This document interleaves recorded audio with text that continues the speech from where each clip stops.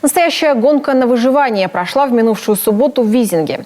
Любители и спортсмены-профессионалы боролись за кубок военного комиссара Республики Коми. Показать силу и выносливость участникам предстояло на полосе препятствий. Мероприятие приурочили к началу осенней призывной кампании и первому в России Дню Отца. Дарья Вологжанина отправилась в Сысольский район.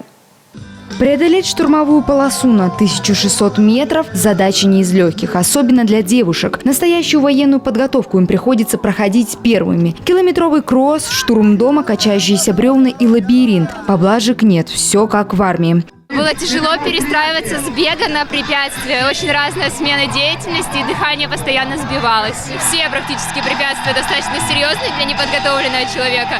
И меня первое, что напугало, когда я только приехала, что очень легко оступиться, упасть и до земли везде достаточно далеко лететь. То есть это нагоняет какой-то свой страх. У мужчин дистанция в 3 раза длиннее – 4 километра 800 метров. Чтобы уравнять участников, организаторы вводят гандикап, дают фору участникам младше и старше 25 лет. Мы занимаемся спортивным туризмом и спортивным ориентированием. То есть это то же самое, что бег на пересеченном весе нам это дается легко. Плюс еще идет комбинирование, то есть бег с этапами. То есть мало того, что бегать, вы еще что-то преодолеваете.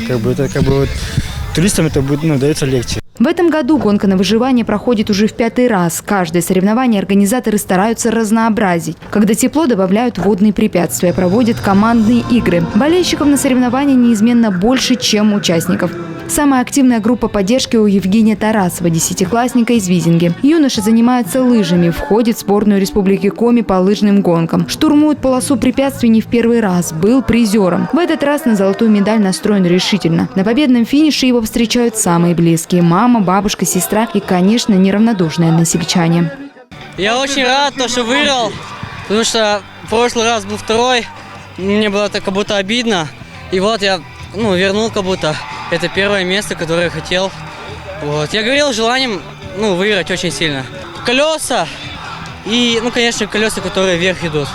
Я думаю, они были сложные, потому что их нужно было выносливо проходить так. Как бы тяжело на дистанции ни было, до финиша все же доходит каждый. В память о небольшом, но все же подвиге, брендированные кружки и бейсболки, победителям медали и кубки. Самое приятное после тяжелой гонки – съесть солдатскую гречневую кашу и выпить горячий чай. У нас в России проводится гонка героев, а мы идем по своим брендам, гонка на выживание. Потому что вы видели, участники отдают все силы, чтобы дойти до финиша. Потому что полоса очень сложная.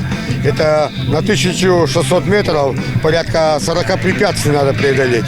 Парк «Патриот» уникальный. В республике больше такого нет. Макет дома и боевой машины, подвесной мост над рвом, ямы и траншеи. Все сделано руками неравнодушных, из подручных материалов. Старых покрышек, металлических труб и досок. Андрей Кичигин, создатель парка, уверен, такие гонки – это не только про спорт, но больше все же про моральную закалку молодежи. Дарья Вологжанина, Олег Костромин, телеканал Юрган, Сысольский район.